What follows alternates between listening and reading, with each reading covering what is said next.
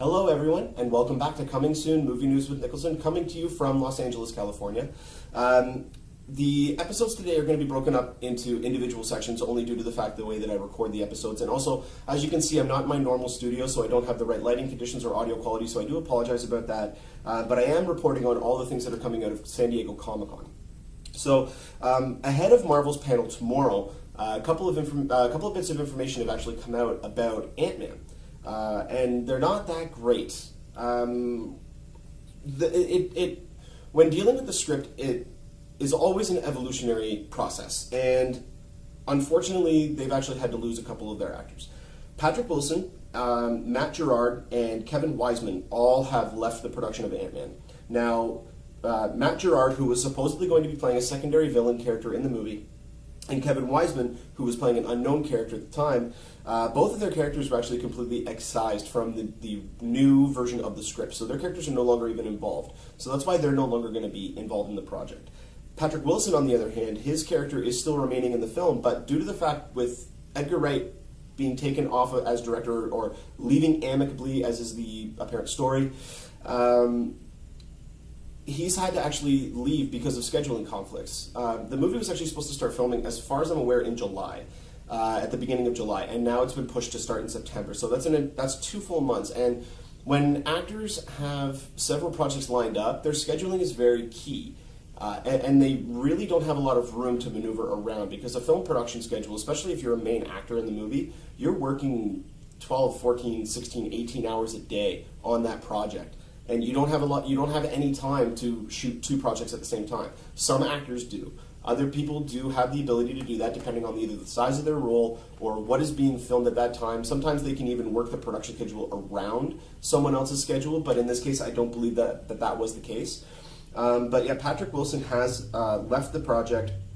The one good thing about this, though, is that it does allow the new director, Peyton Reed, to actually have a choice in the casting of the movie, because almost everybody that's been involved in the film so far has been cast by Edgar Wright in the original version of the script. So Patrick Wilson also was to play an important character. A while ago he was interviewed about what type of role he would be playing, and they asked him, in one word, could you describe good, bad, anything like that? In one word, how could you describe your character? And he said important. So a lot of speculation has been going around as to whether or not he was to play a villain, if he was to play the younger version of Michael Douglas. That was, I believe, trumped, because they are now looking for a Michael Douglas lookalike for flashback sequences, so I don't believe he was intended to play the younger version of Michael Douglas's character. But filming is expected to start filming in September, and we're going to get a lot of information tomorrow in Marvel's panel, because the 2 main sections of Marvel's panel tomorrow are Avengers Age of Ultron, at which point the entire cast is actually going to be showing up and will be there, and then Ant-Man will also be there with the entire cast, including Paul Rudd, Michael Douglas, Evangeline Lilly, Michael Pena apparently are going to be there as well, Peyton Reed, obviously, Kevin Feige. All those guys are going to be there, so we're going to hopefully get a lot of information, as well as hopefully the reveal of certain films that are going to be coming up in Marvel's Phase 3. Specifically, the release date of Doctor Strange, hopefully who will be playing him, and as I said in my last article, in my last video, it's probably going to be down to either Joaquin Phoenix or Benedict Cumberbatch, unless Marvel has been playing with our expectations and have actually been putting out all this false information and hiring people to actually do that, because a lot of people aren't even aware that Paul Rudd, who was cast as Scott Lang in Ant-Man, vehemently denied even being involved with that project only either a few days or a few weeks, only a few days or a few weeks before he was actually announced as the cast. He said, no, I'm not involved with that at all. And then I think it was about a week later that it came out. And so it was actually quite interesting. Marvel actually has their actors do that. And I wouldn't put it past them for them to actually hire people to say, I can't comment on that. I can't do this. I can't do that. So I wouldn't put it past them at all. But again, we're going to get more information about Ant-Man tomorrow during Marvel's Hall H panel, which is going to be starting at 6:30 p.m. Pacific Standard Time.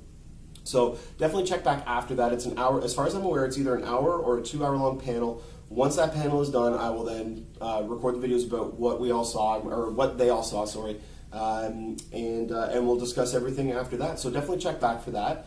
You guys don't forget to click the subscribe button at the bottom of the page there. You can get updates whenever we post a new video. You can also follow me on Twitter at Niklsun, Niklsun, for all of your movie updates, as well as all your Comic-Con coverage, because I will be posting everything that is announced up there. And you can also find us on our Facebook page at facebook.com/movie news with Niklsun.